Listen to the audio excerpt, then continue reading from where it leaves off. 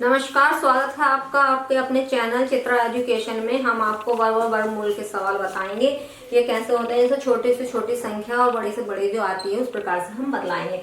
जैसे आप देख रहे हैं, वह छोटी से छोटी संख्या ज्ञात कीजिए और जिसको 200 को गुणा करने पर वह परिपूर्ण वर्ग बन जाए। हमें 200 ये जो है इसको ऐसे इसका वर्ग बनाना है जो हमारा वर्ग बन जाए। इस 200 को करना है। जैसे हम कैसे करेंगे, ये इधर लिख लेंगे हम 200। ये देखिए हमने 200 लिख लिया। अब इसके हम क्या करेंगे, टुकड़े करेंगे, फैक्टर जो होते हैं इसके वो करेंगे। अब ये देखिए इस 2 जीरो जो है इसके करेंगे 2 गुणा 5। अब इस वाले के करेंगे 2 गुणा 5 और ये आगे वाला जो है 2, इसको हम इस प्रकार से लिख देंगे। अब देखिए इनका वर्ग में हमारे 2 आते हैं, जैसे 5 गुणा 5 का और 2 गुणा 2 का। ये हमारा एक वर्ग ये हो गया, एक वर्ग ये हो गया है। ठीक, इसमें हमारे 2 वर्ग हो गए, इस 2 का वर्ग नहीं बनना है। अब इसमें ये कहा गया है ऐसे गुणा करी जाए। अब हम इस 2 को इस 200 से गुणा करेंगे तो ये हमारा हो जाएगा 400 वर्ग बन जाएगा हमारा किसका, 20 का। तो इसलिए ये 2 हमारा क्या हो गया है, ये वाला 2 हमारा हो गया आंसर। ठीक, ये 2 हमारा आंसर हो गया है। इसी प्रकार से नीचे वाला है, वह छोटी से छोटी संख्या ज्ञात कीजिए जिससे 300 को भाग देने पर वह परिपूर्ण वर्ग बन जाए। अब इसमें हमने गुणा करा था, इसको क्या करना है, हमें भाग करना है। इन वाले सवालों में गुणा और भाग हम जैसे करेंगे तो इसका आंसर हमारा वैसे ही आता है जैसे हम वर्ग का, और वैसे ही भाग में आएगा। जैसे मैं आपको करके बतलाती हूँ। जैसे कि ये 300 है, इधर हम 300 लिख लेंगे।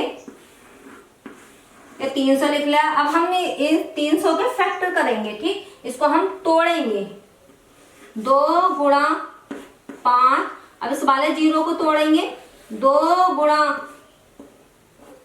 5 और ये देखिए 3 हमारा सिरे 3 में ही टूटेगा।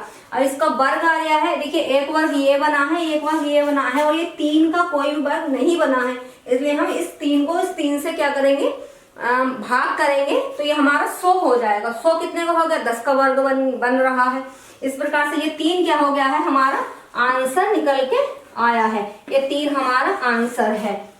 देखिए वो पहले मैंने आपको वर्ग के बताए थे, अब मैं आपको देखिए घन के बताती हूँ कि हमें कैसे इनको घन बनाना है परिपूर्ण वाली संख्याओं को। ठीक, इससे पहले जो 2 सवाल बताए वो मैंने आपको वर्ग के बताए हैं। जैसे इसमें है, वह छोटी से छोटी संख्या ज्ञात कीजिए जिससे 96 को गुणा करने पर वह परिपूर्ण घन बन जाए। घन बनाना है आपका। देखिए क्या करेंगे हम, 96। अब इसको हम कितने टुकड़ों में तोड़ेंगे, 12 अट्ठे 96।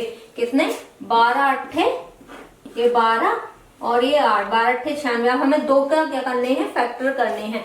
तो 2 का करेंगे 2 गुणा 2 4 गुणा 3, 12 हो गए। फिर अब इस 2 के करने हैं। ठीक, 2 गुणा 2 गुणा और ये 2 हो गया।